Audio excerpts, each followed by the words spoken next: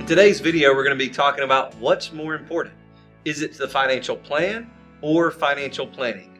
You'll want to stick around for this coming up next.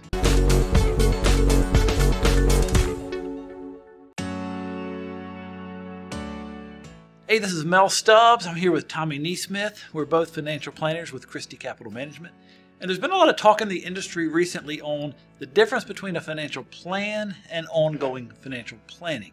What's more important, which is better? So that's what we're going to talk about today. What are your thoughts, Tommy? I think having a financial plan can be a great roadmap as you think about looking at the future. You can look at different points in time. You can look at different scenarios. And I think it's really important. But I often think sometimes we really get weighed down with that financial plan as it relates to, is it perfect? And what I've realized, Mel, working with people over the past decade is that financial plan very rarely, if ever, will be exactly like the report says. Oh, it's 100% not going to be correct. Because if you think about it, we're putting in your income amounts. We're putting in how much you're spending. Both of those could change. We're putting in an estimated return. Hey, I think for the next so many years, I'm going to earn 5%. Well, you might earn more than that. You might earn less than that. There's all types of inputs that we're putting in, and they're not going to be exact. But they should be close. They should be in the ballpark. If your financial plan says everything's going to look good, it should still work out. It just might not be exactly to the penny. No, I agree, Mel, with that, and not having to be exactly accurate. It's almost like using maps. Do you remember using maps before we had like GPS and Apple Maps? You'd open them up, it would take up the whole dashboard. And the map had all the information on it that you needed. As long as you were starting somewhere on the map and your end point was somewhere on the map, you had everything you needed to get there, but you had to do all the deciphering. You had to pick the best route.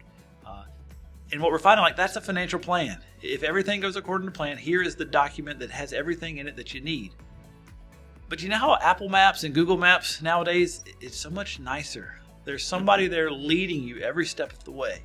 When you put in your start point and your ending point, it pops up 3 or 4 different ways to get there. Do you want the shortest way? Do you want the fastest way? Do you want to pay tolls or not pay tolls? It gives you options. Not only that, it starts leading you. Turn right at this stoplight. It leads you every step of the way. And as things come up, maybe it's traffic, maybe it's construction, it warns you of these things and it lets you detour. And it says, I know this is where we were going to go, but something's come up. Why don't we go this way? And that's kind of how ongoing financial planning is. You use the plan, it's the starting point, but as things come up, maybe Congress is getting ready to pass a new tax law. Well, that may make a difference. And you might want to change up some of your planning stuff. Maybe you have to retire early because you were injured at work and you can't work for 5 more years like you thought. Well, you need somebody to help walk you through those changes. It can be helpful to have somebody leading you that's familiar with these things, that can show you detours that you might want to take. What do you think, Tommy? Well, it's interesting you say that. I remember probably about 15, maybe 20 years ago, my great uncle, he was the map king. Anytime we'd go anywhere, he would have this big map and everything would be plotted out, and he was the guy. You didn't go anywhere without talking to Uncle. Uncle had it all laid out. And then all of a sudden, the GPS system came out, and you used to have the GPS where it would sit on your dashboard and everything would be right there. And I remember early on in that transition with my great uncle, going from being the guy with the map to using the GPS or someone to guide him other than him, that was a bit difficult. And I think oftentimes in financial planning, that can be part of the human element to it that can be a little different. Is you, for all these years, have been doing it with the map. And there's nothing wrong with the map. It's worked. Now you have someone to come alongside and guide you, and you've got to decide if you're gonna let them guide you and take you places and do things that you may not have experienced before. That's hard, and that's a human element that I think we have to be very, very aware of on both sides of the table, both from the client's perspective and from the financial planner's perspective. Now, if you were to talk to great uncle, he would never look at a map. He loves having his GPS, and he can tell you exactly how far it is to get from his house to the post office 1.2 miles up the street. Isn't that pretty amazing how that transition takes place? Yeah. I think the real value is in the ongoing financial planning. Life happens. Something's going to happen that is not in the original plan, and you need to be able to maneuver, to make changes on the fly, and working with someone that's, a professional in that area is very helpful. What are some of the options that people can do? Well, you can go at it alone.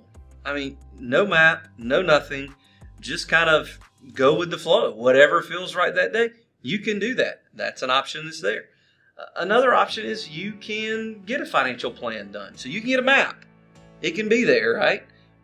But then you go at it alone. And Mel, do you have another option that people can choose? So you can have a professional build a map for you, do a financial plan, and then year by year work with you to make sure that you're on topic, that you're on target, that if life throws you a curveball, that you make adjustments to make sure that you're achieving your goals. And everybody's got different goals, so everybody's going to have a different plan.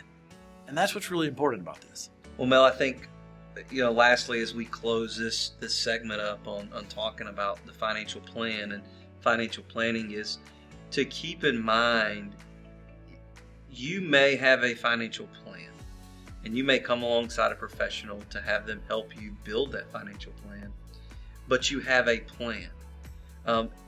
That plan can change. That plan can pivot. There may be a detour. There may be a pothole coming up, and so that plan takes into that account. But you have to be very, very careful not to have multiple plans. And so in my experience, oftentimes we want to look at every scenario that may possibly exist, and you really end up building multiple plans and then having guide through those plans. There's really one route, and that plan being the master, and then adjusting to the detours that come up in your financial planning. Today's been very important talking about a financial plan and financial planning. If you want professional help with your financial roadmap, you can reach out to ChristyCapital.com or the phone number listed below. I'm Tommy Neesmith. And I'm Mel Stubbs. We'll see you on the next video. We need to do the proper disclaimers. The purpose of this video is not to give specific tax advice or investment advice. We're going over general principles and ideas that can be used, and if used correctly can save and avoid taxes. You're going to want to work with someone personally who knows your situation personally. So seek out advice from an independent financial advisor. This is for educational purposes only. I hope you enjoyed the video.